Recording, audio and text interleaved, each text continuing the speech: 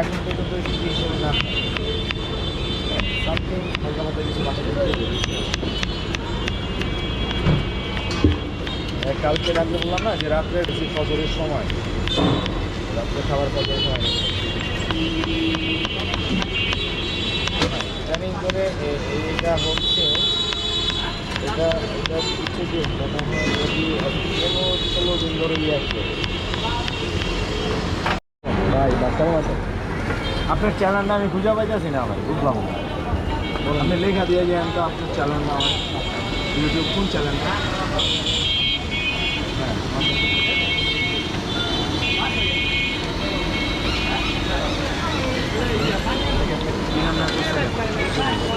হ্যাঁ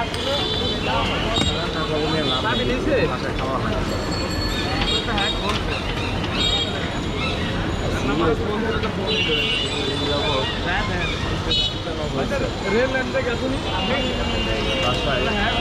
লাঞ্চ করা হয় না, ক্ষুধা লাগে আছে না যে